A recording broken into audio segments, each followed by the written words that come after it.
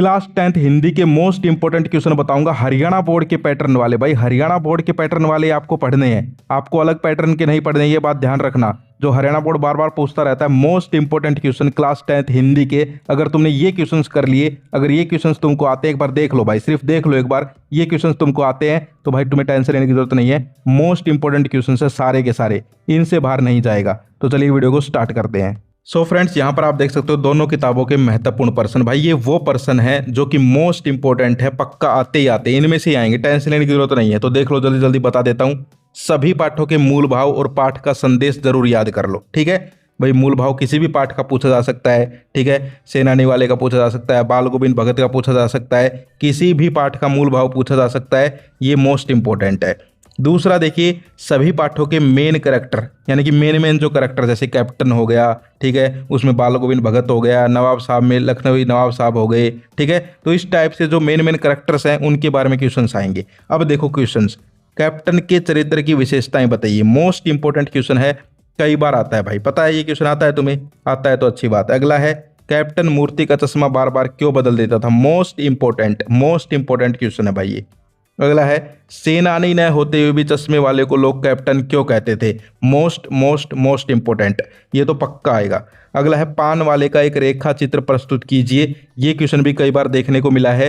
अगला है, बाल गोविंद भगत की दिनचर्या लोगों के अचरज का कारण क्यों थी। ये क्वेश्चन भी मोस्ट इंपोर्टेंट है। अगला है क्वेश्चन नंबर 8, भगत ने अपने बेटे की मृत्यु पर अपनी भावनाएं किस प्रकार व्यक्त की। मोस्ट इंपोर्टेंट है, ये क्वेश्चन भी आपको पक्का करना है।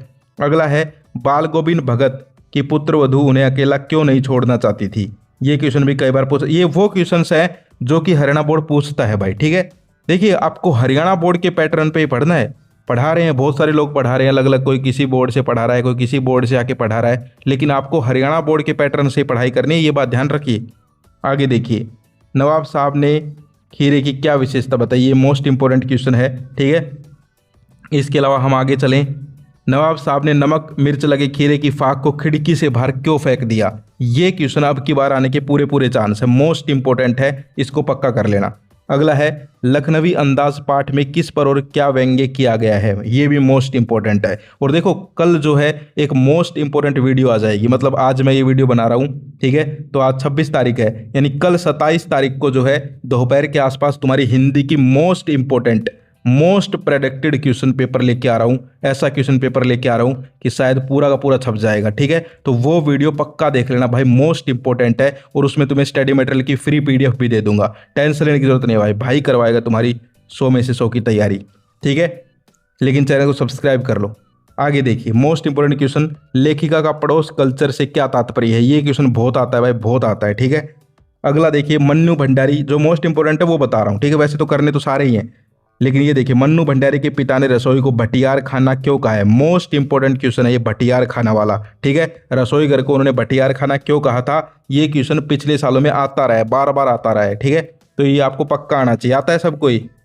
आगे देखिए, बिस्मिल्लाह खां को शहनाई की मंगल ध्वनि का नायक क्यों कहा गया है। भाई ये क्वेश्चन इस पाठ की जान है, इस क्वेश्चन में तो ये क्वेश्चन पक्का पूछा जाता है, ठीक है। तो ये क्वेश्चन तो आपको आना ही आना चाहिए।